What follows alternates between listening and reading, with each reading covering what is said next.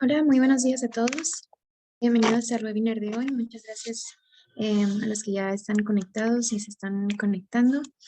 Muchísimas gracias y bienvenido al ingeniero Jorge Gabriel García. Nos platicará él acerca de los espacios con corazón seguro. Mi nombre es Ana Luna, ejecutiva en presidencia en el Clúster Aeroespacial de Baja California. Y nos honra mucho que el día de hoy esté con nosotros el ingeniero Jorge Gabriel. Él cursó la carrera de Ingeniería Biomédica con área de concentración en Instrumentación Médica Electrónica en la Universidad Autónoma Metropolitana, en la primera generación de esta especialidad en esta casa de estudios. Y actualmente estudia de forma virtual su MBA en la Universidad de Phoenix. El ingeniero García se desempeñó a partir de 1984 como jefe de oficina de Ingeniería Biomédica en la Subdirección Técnica Normativa del ISSSTE, desarrollando el programa de control de equipo médico de esta institución.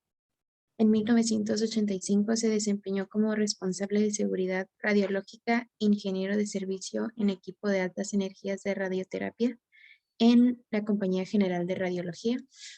En 1986 funda la empresa Biomédica de México, haciendo suya la misión de Medtronic, que es trabajar en la aplicación de la ingeniería biomédica para aliviar el dolor, restaurar la salud y aliviar la vida, donde hasta la fecha labora como director general en la ciudad de Tijuana, Baja California. El ingeniero García es miembro activo del Colegio Mexicano de Ingenieros Biomédicos y de la Sociedad Mexicana de Ingeniería Biomédica. Participó también en la generación del primer sistema de ambulancias con comunicación directa de signos vitales en Latinoamérica con la Cruz Roja Mexicana, Delegación Tijuana, atendiendo 6,000 pacientes en el año 2019 y teniendo un tiempo de respuesta a balón de 36 minutos en los pacientes que cursaban un infarto agudo de miocardio y decidieron ser atendidos en las instalaciones de la Cruz Roja. Actualmente trabaja en el proyecto de Stroke para la misma institución para atender a los pacientes con este padecimiento en la Cruz Roja de Tijuana. Bienvenido, ingeniero Jorge. Muchísimas gracias por su participación el día de hoy. Antes de darle la palabra para que pueda comenzar, el presidente del Clúster Aeroespacial también dará la bienvenida. Muchas gracias.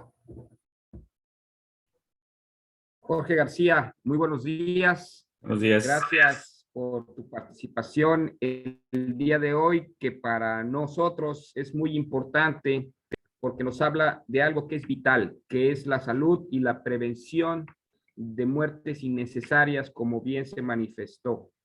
Agradezco a todos los que se están conectando. Gracias por el interés en esta charla del día de hoy. También a nuestros amigos que se conectan a través de las redes sociales y los circuitos cerrados que tiene la industria aeroespacial, no solamente en Baja California, sino en todo México. Para nosotros, el tema de prevención, el tema de cuidar el talento, que es lo más valioso que tiene nuestra industria, al igual que todos los sectores industriales, es prioritario. Tenemos ahorita muchos padecimientos, muchos relacionados con, pues digamos, la parte emocional, que es la que más afecta a nuestro organismo, y qué mejor que conocer este tipo de equipamiento y este tipo de instrumentos que nos van a ayudar, porque en muchos de los casos el problema que tenemos es que están los equipos, pero no sabemos usarlos. Están, digamos, inclusive hasta los mismos cursos de entrenamiento que se dan, pero te entra el nerviosismo, te entra el miedo y te paralizas. Y yo creo que Jorge Gabriel García nos puede dar un esquema mucho más claro y mucho más práctico de lo que podemos nosotros hacer en situaciones de esta naturaleza. Y qué mejor que un experto como él y su empresa, que son miembros del clúster aeroespacial, para que nos ayuden a cuidarnos ahorita que viene el invierno, ahorita que vienen las bajas temperaturas, y como resultado de ello, pues tenemos mucho pánico de que pues nos podamos contagiar. Anita, como siempre, gracias por la moderación el día de hoy y gracias nuevamente a todos los que se están conectando por escuchar esta importante plática. Bienvenidos. Muy bien, muchísimas gracias. Y Jorge, sin mayor presentación, puede comenzar. Adelante. Muchísimas gracias a todos. Voy a compartir la presentación. Gracias por invitarme, Anita, Tomás, y a todos. Un gusto conocerlos por este medio. Y bueno, vamos a iniciar con la presentación de este tema, que es algo que pues durante los últimos, ¿qué serán? Pues en los últimos 20 años hemos trabajado en la compañía, ¿sí? Y que es la creación de desfibrilación comunitaria, creando espacios con corazón seguro.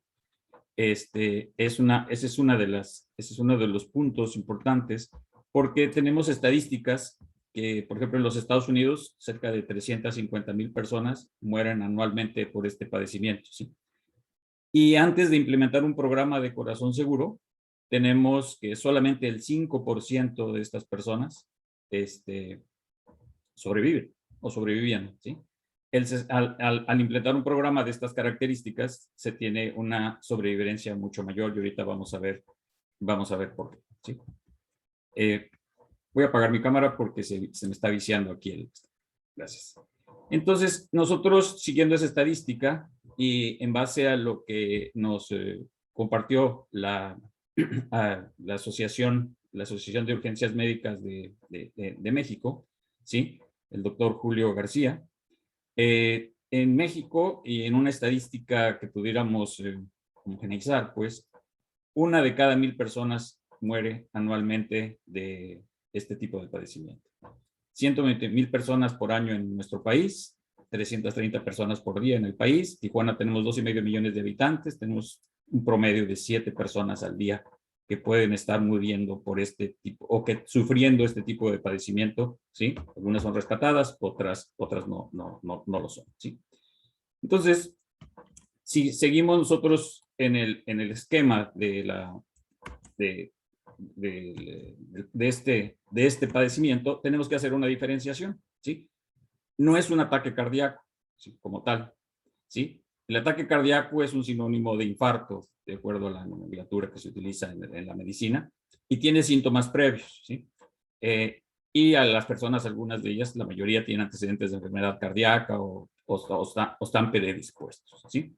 Esto es, el infarto puede provocar una muerte súbita, pero no necesariamente una muerte súbita es un infarto.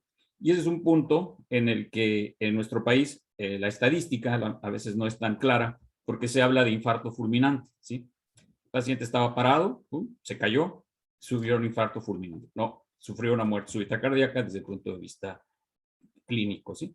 Entonces, no son lo mismo, porque el ataque cardíaco pues está relacionado con la obstrucción de las arterias coronarias, pues, y sí puede generar una muerte súbita cardíaca si no es atendido, ¿sí? Sin embargo, la muerte súbita se presenta de manera imprevista en cualquier persona, ¿sí?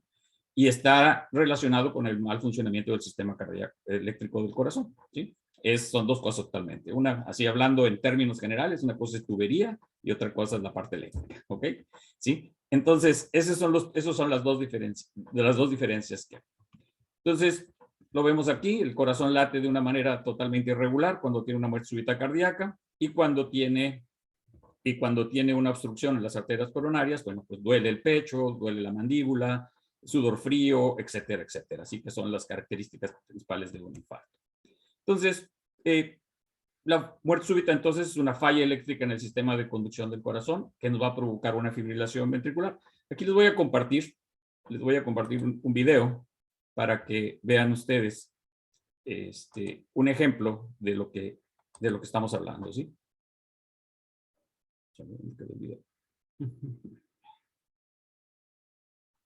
Perdón.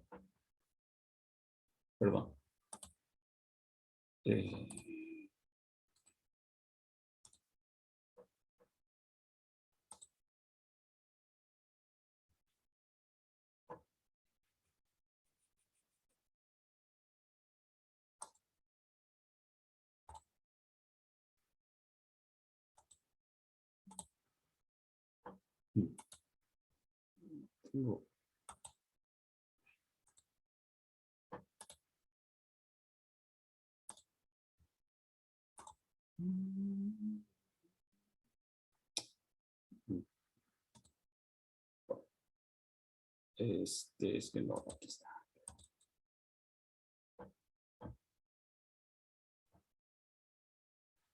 No me da. Bueno, ahí está. ¿Sí lo están viendo? Perdón.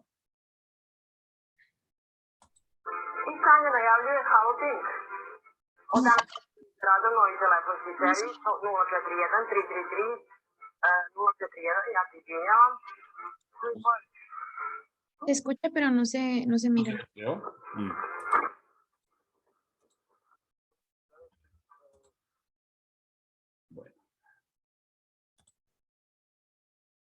Bueno, sigamos con la presentación, ¿sí? Porque parece que hay un problema técnico ahí con el video que ya nos había sucedido hace rato.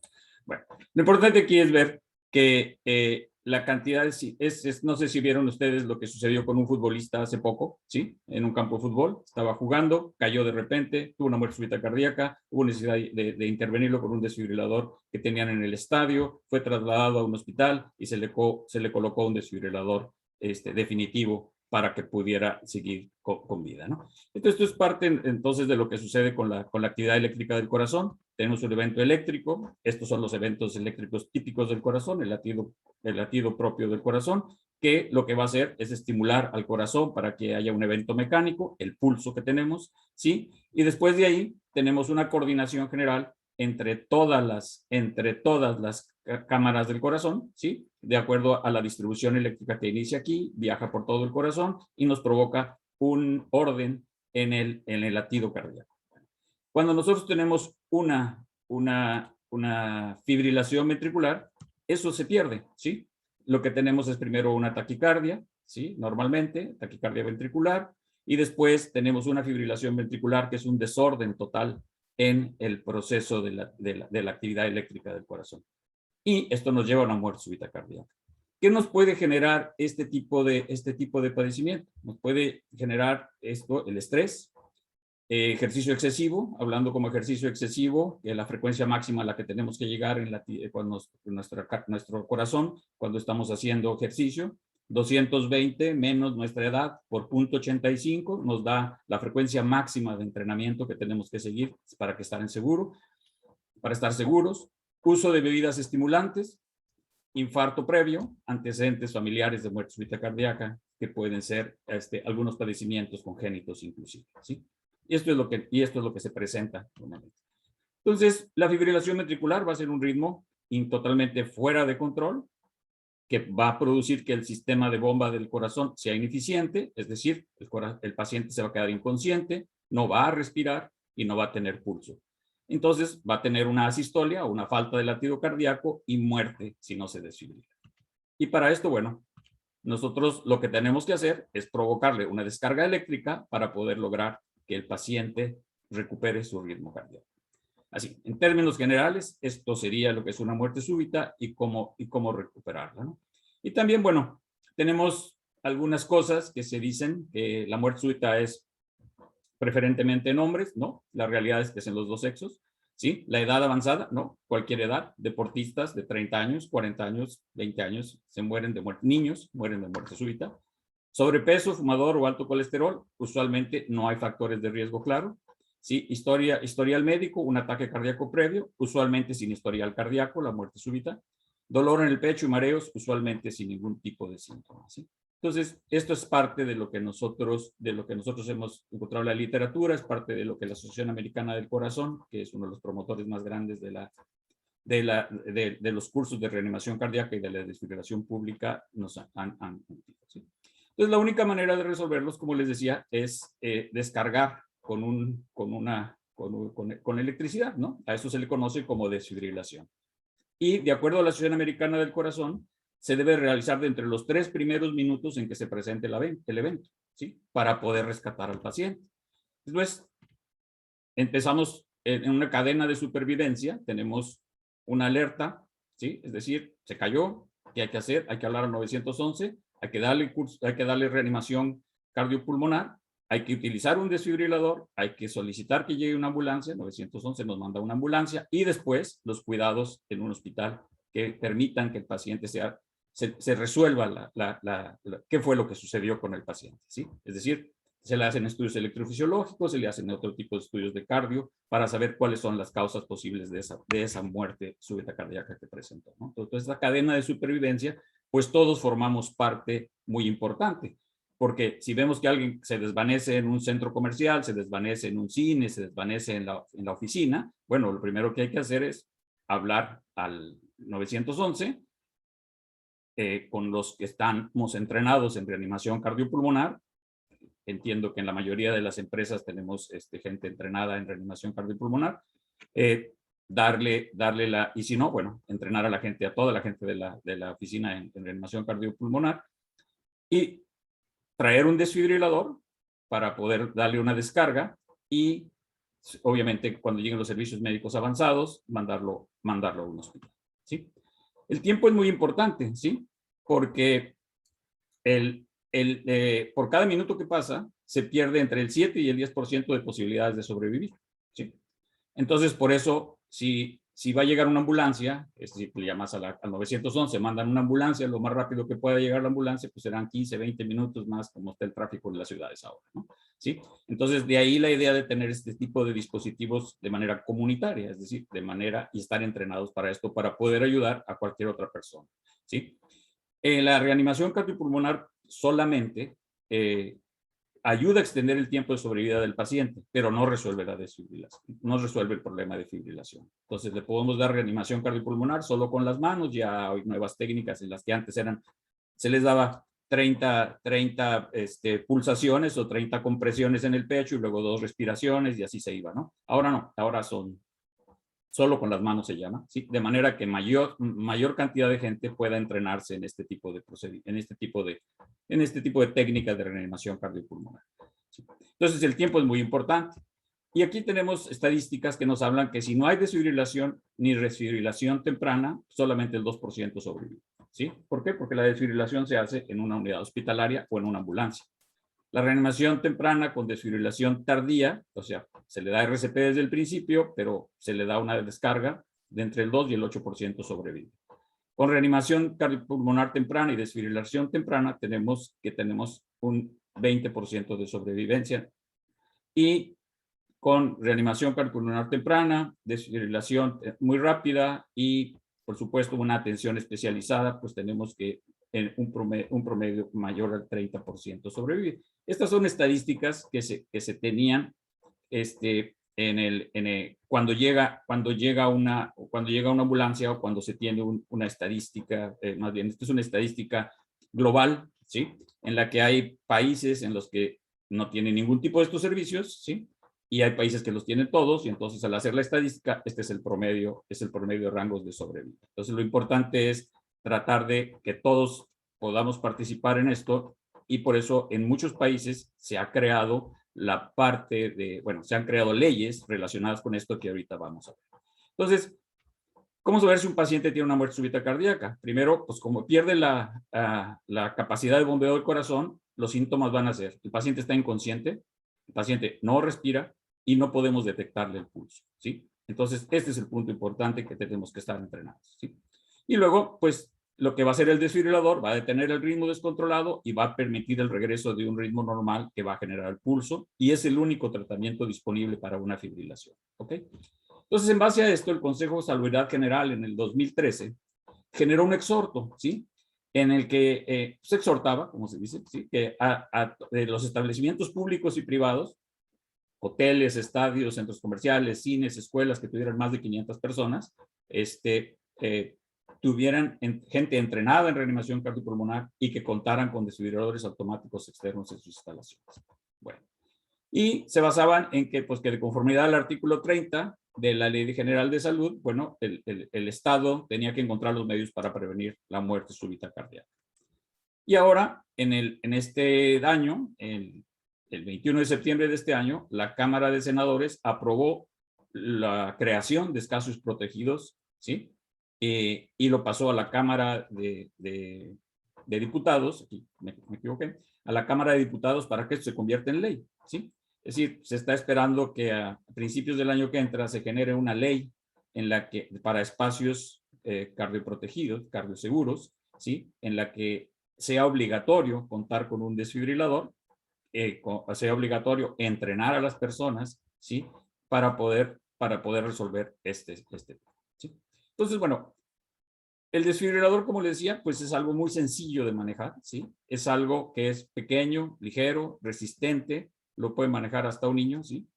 Y sobre todo nos indica si es necesaria o no una descarga de desfibrilación. ¿sí? Y proporciona la descarga cuando lo es. Hay modelos en el mercado que son automáticos, es decir, se lo conecta uno al paciente, después de que se lo conecta uno al paciente, lo que sucede es que el equipo analiza, vamos a ver un ejemplo, ¿sí? El equipo analiza y una vez que el equipo está haciendo ese análisis, aquí tenemos un paciente con un trazo normal, lo vamos a poner con una fibrilación, ahí está con una fibrilación, abrimos el equipo. Pida ayuda ahora. Nos va guiando, ¿sí? Descubra el pecho.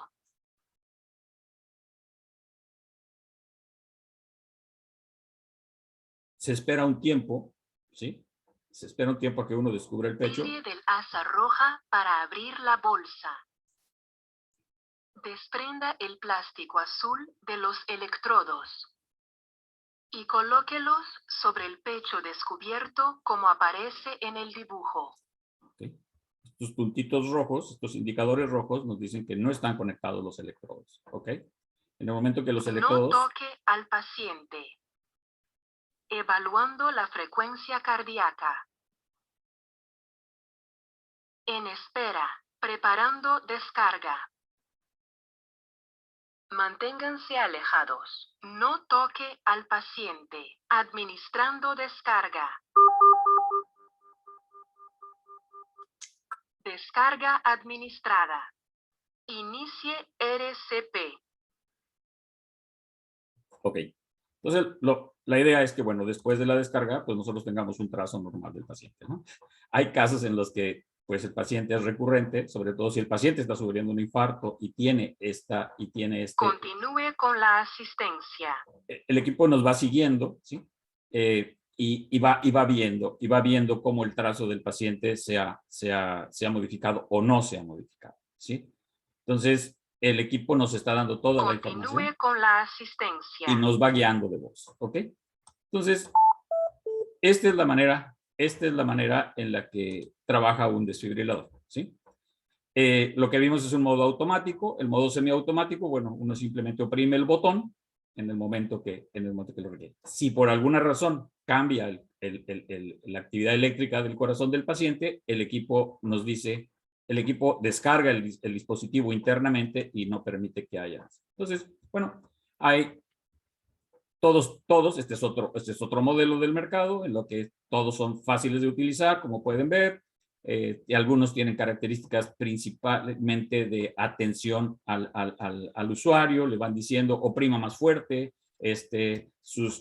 oprima más profundo, es decir, te van dando toda la retroalimentación necesaria, ¿sí?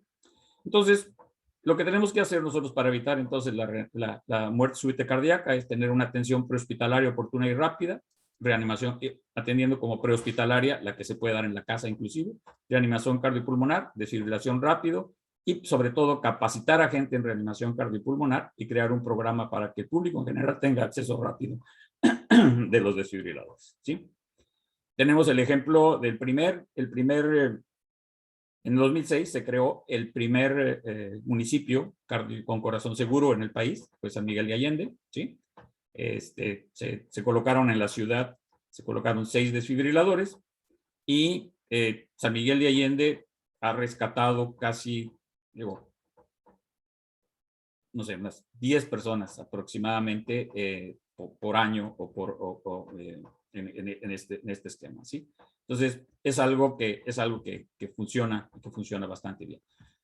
Esto es el modelo de implementación que hablamos. Aquí hablamos de un programa de un país con corazón seguro, pero bueno, vámonos a un espacio en el que es importante la educación, RCP, manejo del dispositivo, ¿sí? Legislación, que ya vimos que ya existe, ¿sí? O está por publicarse. También hay una legislación que se llama del buen samaritano, que está incluida en la ley, en la que dice que cualquier persona que ayude a otra persona a salvaguardar lo más importante, que es la vida, ¿sí? No tendría por qué ser ni juzgado, ni tendría que ser sometido a algún tipo de presión legal, ¿sí? Sistemas de urgencias médicas, es decir, necesitamos pues también una ambulancia que llegue, un sistema de urgencias médicas que llegue a rescatar al paciente también después de esto y que lo apoye con los dispositivos que normalmente traen las ambulancias. Los servicios de salud estatales, hablamos no solamente de del sector público, sino el público y privado, es decir, los servicios de salud en el Estado que cuenten con la manera de poder resolver al paciente que ya fue rescatado y que ahora hay que resolverlo de manera definitiva. Y la ubicación de DEAs en sitios seguros, en sitios bien ubicados y que permitan tener una certificación, ¿sí? Entonces, pero de manera interna, en una oficina, en una empresa, diseñando el sistema de respuesta de emergencia, primero tenemos que evaluar cuál es nuestro sistema de respuesta actual, qué tan rápido queremos atenderlo, ¿sí? Analizar el sitio, crear políticas, protocolos y procedimientos, asegurar una dirección médica. Esto es, cuenta con un equipo de respuesta de emergencia médica en cada turno, en todas las áreas, es decir, hay un grupo que se encarga de esto, están certificados en RCP, qué tan preciso se mide el tiempo, cuál es el tiempo de respuesta, cuál es la meta para atender a una persona, es decir, volvemos al tema qué tan rápido es rápido, ¿sí? El análisis del sitio implica lograr la meta que nos propusimos, ¿sí? Y conocer, por ejemplo, el perfil de riesgos conocidos dentro de la organización. Si tenemos riesgos ocupacionales, si tenemos gente que está trabajando con, no sé, con equipos de soldadura eléctrica, con transformadores de alta tensión, o sea, son áreas de riesgo donde tenemos que considerar que la persona pudiera llegar a sufrir una descarga eléctrica y provocar una muerte súbita cardíaca. Si la gente que se electrocuta normalmente se muere de eso. Si es una descarga que lo que hace es que el corazón, hagan en cuenta que le pasamos una desfibrilada, sí, pero con la corriente de la casa a 60 Hz y se provoca que el paciente la persona pueda tener una fibrilación ventricular. Evaluar el ambiente actual, cuál es el mapa de la organización, determinar un acceso lógico a los desfibriladores y prever obstáculos posibles, ¿sí? Es decir, nuestro tiempo objetivo sería 3 minutos, es decir, 1 minuto de ida por el desfibrilador y 1 minuto de regreso con el desfibrilador para poder cumplir con los 3 minutos, o menos, si es posible, ¿sí? Si tenemos varios pisos, si tenemos varias áreas, si tenemos áreas que cuentan con algunos sistemas de seguridad, etcétera. Entonces, son obstáculos desde el punto de vista de la rapidez con la que necesitamos atendernos, ¿sí? Entonces, el análisis del sitio nos va a permitir, entonces, cuál es nuestro tiempo de respuesta, como les decía, prever los obstáculos posibles, y realizar un estudio de tiempos y movimientos, calcular, por supuesto, el número de equipos, calcular una documentación, ¿sí? Entonces, es importante el entrenamiento básico en RCP en desfibriladores y el entrenamiento avanzado según sea apropiado, ¿no? Normalmente el entrenamiento avanzado se da a médicos y enfermeras y paramédicos. Y sobre todo la comunicación interna y externa hacia un punto. Les pongo el ejemplo. En nuestra oficina somos 30 personas, tenemos un desfibrilador, ¿sí? El desfibrilador tiene un botón de pánico. En el momento que se abre la puerta del gabinete, el sistema de alarmas que nos monitorea sabe que tiene que mandar una ambulancia. Ya nos ahorramos la llamada al 911, ¿sí? Sabe que tiene que llegar ahí, ¿sí? Y todos estamos entrenados en reanimación cardiopulmonar. La documentación, protocolos, políticas y procedimientos de calidad, de compliance, de área médica, de seguridad, todo esto. Y establecer un inventario de desfibriladores y accesorios, por supuesto. Y la supervisión médica es importantísima, ¿sí? Es quien ve qué configuración de dispositivo necesita, aprueba las políticas, protocolos y procedimientos, supervisa el entrenamiento e implementación del programa, cumple con las regulaciones, ¿sí? Las regulaciones locales, notifica a servicios de emergencia y hospitales y él es notificado, ¿sí? Y él es notificado. Entonces, tenemos, como les decía, la sobrevivencia, por ejemplo, en un programa, por resultado de un programa de DEAS en Nueva York, tiene una sobrevivencia de 1.4, ¿sí? Equipando a la policía de Rochester, se aumentó ahí, bueno, en esa ciudad tienen un 40%. En los casinos de Las Vegas, la gente de seguridad está entrenada y hay desfibriladores en diferentes sitios. Tienen un 70% de sobrevivencia, ¿sí? Y en el aeropuerto de Chicago, el 82% de supervivencia. ¿Por qué? Porque se tardan 2 minutos, 2.2 minutos, entre 5 y 6 minutos y 11 minutos en atender a los pacientes, ¿sí? Entonces acá, obviamente, con las ambulancias en Nueva York, en lo que llegan y todo esto, pues tienen 1.4 de supervivencia. Por eso la idea de crear programas de DEAS en espacios seguros, ¿sí? Los servicios que nosotros les podemos proporcionar a todos es, pues, obviamente los equipos de desfibrilación de acceso público, los programas de entrenamiento, especialistas en la implementación de los programas, creación de protocolos y procedimientos, el sistema completo de manejo de datos, que esto es bien importante, es decir, una vez que hay un evento, hay que bajar la información del dispositivo y tenerla como un documento, decir, esto fue lo que sucedió con el paciente y así fue como resultó. Una dirección médica por parte de expertos, junto con el caso de, con algunas organizaciones de médicos, sobre todo de cardiología, materiales especializados, videos, libros, presentaciones, recursos web, lo que ustedes necesiten. Y les pongo el ejemplo de lo que tenemos aquí en Tijuana, ¿sí?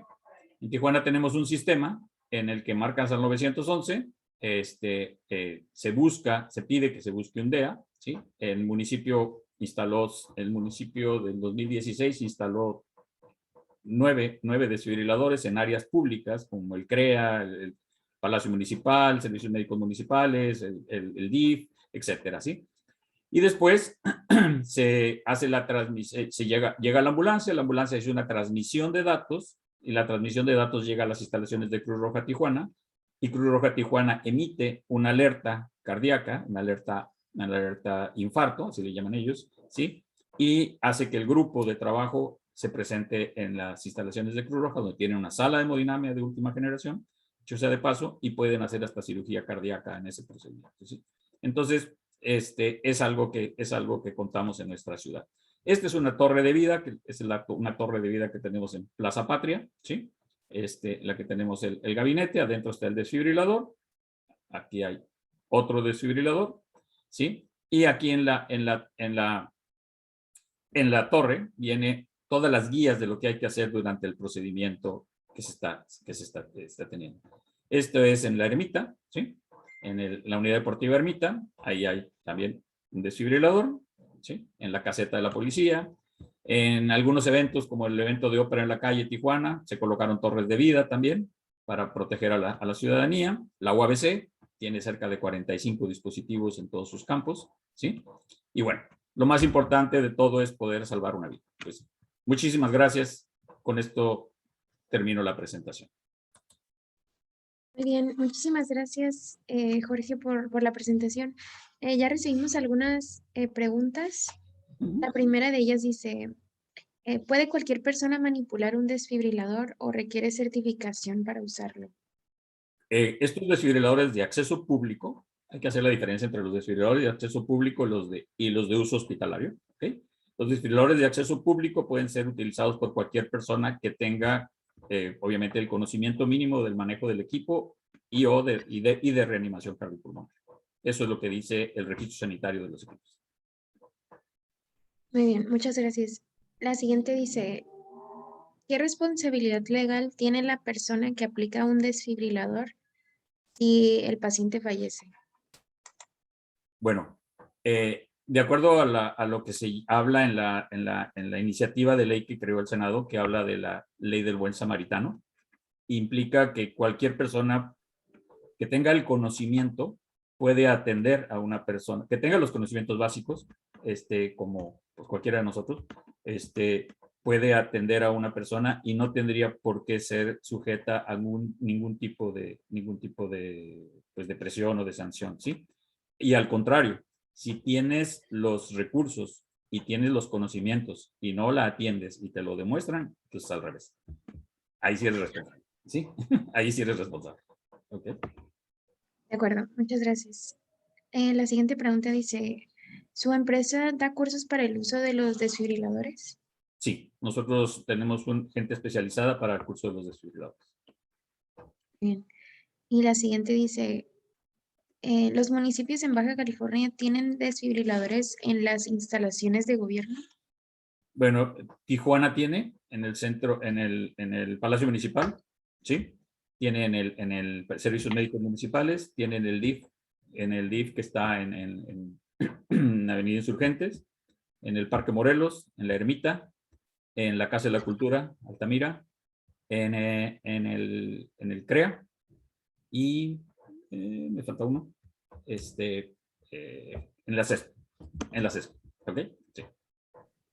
Muy bien, muchas gracias. Preguntan también si en las instituciones educativas se les dan cursos a los estudiantes de esta naturaleza. No todavía, ¿sí? La UABC lo está haciendo, ha creado grupos, y el ITT, los dos, han creado grupos pues de primeros respondientes, que se llama, ¿sí? Para los estudiantes, para que puedan atender a sus compañeros y puedan atender a alguien en la ciudad. Esto sí. Pero lo importante aquí, y se habla en la ley, de que pudiera ser que se considerara como una materia, así como es educación física, en las escuelas. Muy bien, muchas gracias. Nos preguntan también cuántos desfibriladores se necesitan para una empresa de 500 empleados. Bueno, en principio no es tanto, bueno, el aforo tiene que ver, sí, pero también tiene que ver la capacidad de poder llegar al desfibrilador, ¿sí? Es decir, por ejemplo, si estamos hablando de una nave industrial, con un desfibrilador es más que suficiente, ¿sí? ¿Por qué? Porque es una nave industrial con cubículos, entonces rápidamente uno se puede manejar, ¿sí? El ejemplo es, hicimos un recorrido para esto en Plaza Patria, ¿sí? Y desde el quinto piso hasta el primer piso, dada la manera de bajar por las escaleras y todo esto, con una torre de vida era necesario para poder cumplir con 2 minutos, ¿sí? Muy bien, muchas gracias. La siguiente pregunta dice, ¿los desfibriladores tienen fecha de revisión y o caducidad en su uso? Los desfibriladores, la mayoría de los desfibriladores automáticos externos, que son de los que estamos hablando, tienen, son libres de servicio. Es decir, el equipo tiene un indicador que está mostrando el estado del equipo todos los días. El equipo se prueba todos los días a una hora determinada por el fabricante, dependiendo del fabricante. Algunos se prueban cada tercer día, pero la idea es que se autoprueben porque son para uso comunitario, es decir, están en torres de vida en la calle, ¿no? Por ejemplo, ¿sí? Entonces, se ven, y sí sí hay que checar las fechas de caducidad de la batería o del cargador de la batería, dependiendo del modelo que sea, y de los parches que se van a utilizar para el paciente. Y en ese momento hay que cambiarlos. Normalmente son 2 años, ¿sí? Algunos equipos dicen, bueno, este equipo con los parches y la batería te puede durar 5 años en el sistema de almacenado, es decir, sin ser utilizado nunca, ¿no? Entonces a los 5 años hay que hacer los cambios. Pero con una vez que se utilice, los equipos tienen una vida, es decir, hay equipos que dicen, encendido dura 14 horas encendido, ¿sí? Hay otros que dicen, encendido dura 2 horas encendido. Sí, solamente te puedo proporcionar servicios de 2 horas. ¿Por qué? Porque vamos a atender pacientes. Hagan de cuenta un extinguidor, ¿sí? Un extinguidor que trae uno en el auto, que es una cosita así chiquitita, ¿sí? Ahí dice uno, bueno, pues si algo sucede y lo logra uno controlar, sí, pero después de eso, bueno, pues ya ese extinguidor hay que mandarlo a recargar, ¿no? O los extinguidores de las empresas, que también ya cuando ves que el indicador ya no está en verde, pues hay que mandarle cambiar hay que mandarlo a cargar otra vez. Más o menos haríamos esa analogía. Ok, muy bien, gracias. La siguiente pregunta dice, ¿está permitido que menores de edad puedan aplicar un desfibrilador a una persona con ataque cardíaco? Bueno, eso sí no te la podría contestar así. Pero hay casos documentados de niños que han salvado a sus familiares utilizando el desfibrilador, ¿sí? Documentados en los Estados Unidos o en Europa, ¿no? Pero sería cuestión de poderlo, pues de investigarlo aquí, ¿sí? Muy bien, claro, muchas gracias. La siguiente pregunta dice, ¿tiene una persona que desfallecer para aplicar el desfibrilador o puede aplicarse la desfibrilación si se ven síntomas previos al desmayo? No. El desfibrilador solamente se debe de colocar cuando el paciente no se mueve, no respira y no le sientes el pulso, ¿sí? Es decir, el desfibrilador no hay que colocarlo para nada. Si el paciente dice estoy mareado, no sé qué, no. Son los tres síntomas que tenemos que cuidar. Muy bien, gracias. Preguntan también si tiene usted datos de los desfibriladores existentes en Baja California en relación a los que deberían de existir. Bueno, lo que pasa es que en Baja California hay muchas empresas que tienen desfibriladores en sus empresas, ¿sí? El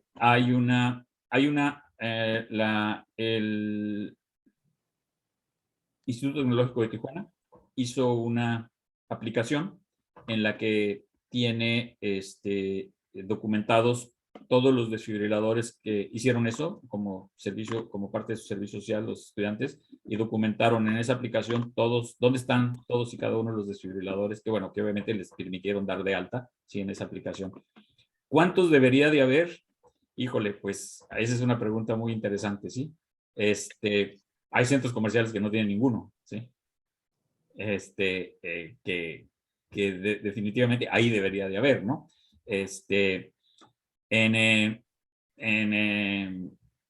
Se recomienda, por ejemplo, que en los aeropuertos haya uno cada 50 metros, ¿sí? Ok. Y pues en nuestro aeropuerto creo que no tenemos ninguno, ¿no? Es decir, por ejemplo, ¿no? Entonces, ahora por eso es que hay que hacer el análisis del sitio que mencionábamos, ¿no? Y hacer un recorrido y decir, a ver, ¿cuántos se necesitan por aquí? En los tiempos que necesitamos. Pero la relación directa de cuántos habría de haber y cuántos hay, no tengo ese dato, definitivo. De acuerdo, gracias. Preguntan también cómo detectar inmediatamente los síntomas en una persona proclive a un ataque cardíaco. Bueno, vuelvo a lo que les decía, siempre cuando el paciente se queda inconsciente, pues hay que checar si realmente el paciente le está latiendo el corazón, si está respirando y si está, si está consciente, ¿no? Es decir, si el paciente se mueve, si el paciente está respirando, no hay que aplicar el desfibrilador, ni hay que dar reanimación cardíaca, porque la reanimación cardíaca se da cuando el corazón está detenido.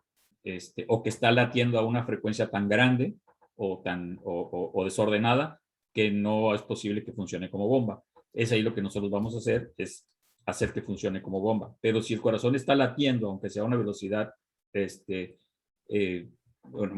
está latiendo, pues, y nosotros empezamos a hacerlo latir, entonces vamos a crear un problema hemodinámico en el paciente. ¿Sí? Muy bien, gracias. La siguiente pregunta dice, ¿en casa es recomendable contar con un desfibrilador o cuál sería el perfil de las personas que habitan ahí para considerar seriamente comprar uno? Pues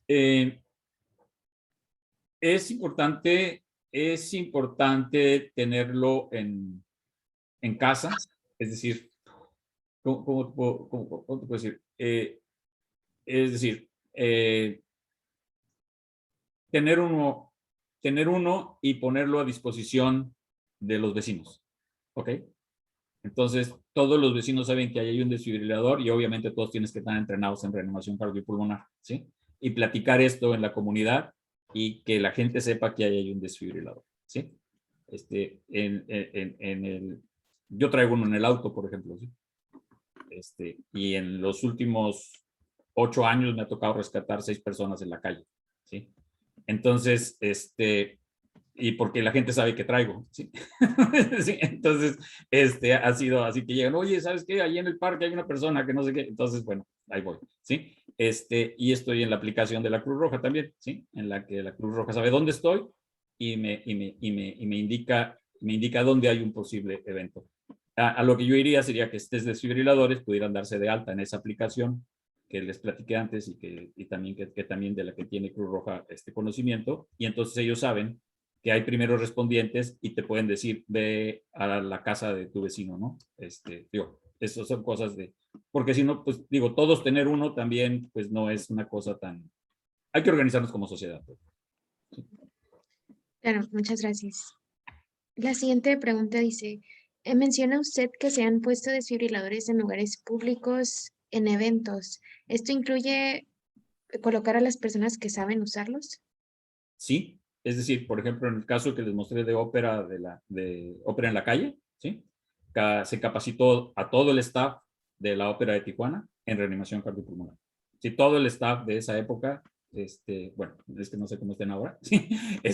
Por lo menos todo ese staff está entrenado en reanimación cardiopulmonar, ¿sí?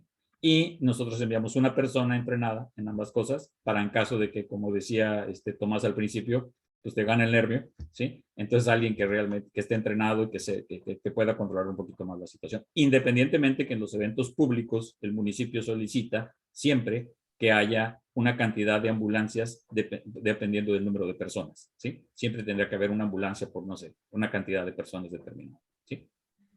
Ok, muchas gracias. Dicen también saludos desde Baja Sur. Tenemos aquí hoteles y una afluencia de personas mayores, principalmente extranjeros. ¿Su empresa cubre también el área de Los Cabos? Sí, de hecho tenemos el territorio nacional para este tipo de cosas, ¿sí?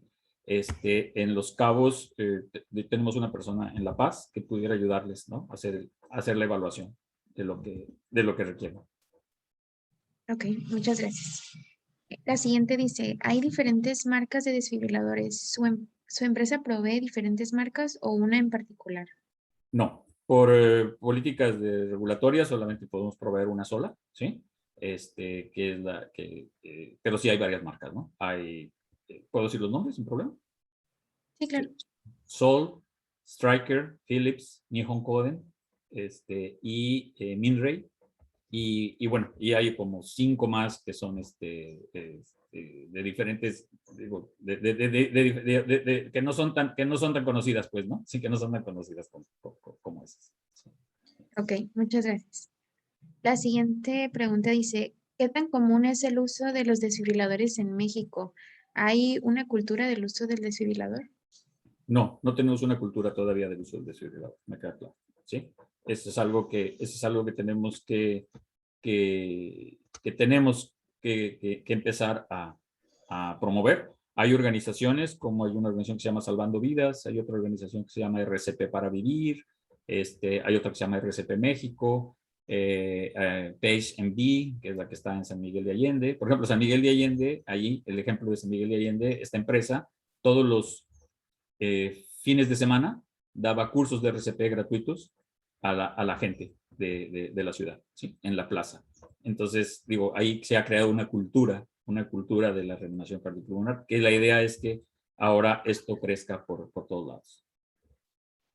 Ok, muchas gracias.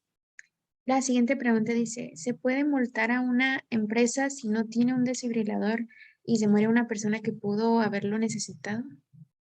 Bueno, yo ahorita como no hay una ley ni un reglamento, pues no pasa nada, ¿no? Pero no se está en la creación. Yo creo que antes de una vez, según lo que presentó el Senado, una vez que la Cámara de Diputados diga que sí, o haga las adecuaciones que tenga que hacer a esa ley, después tendrá que crearse el reglamento junto con la Secretaría de Salud, ¿sí? Y con los estados, ¿sí? Para ver el reglamento que se va a crear y después, digo, de que se dice que sí a que se pone en aplicación son 180 días aproximadamente, de acuerdo a lo que publicó el Senado, ¿no? Y tendría que crearse un reglamento y que tendría que crearse, pues, todo este tipo de cuestionamientos.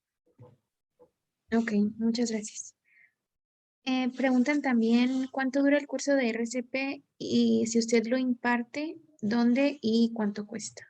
Bueno, nosotros no impartimos cursos de RCP, porque para eso hay que estar certificados, ¿sí?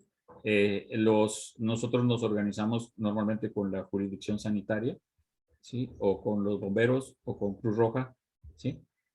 Para poder, pues para poder dar los cursos, para poder ese tipo de curso o con empresas privadas como las que les acabo de mencionar, ¿no? ¿Sí?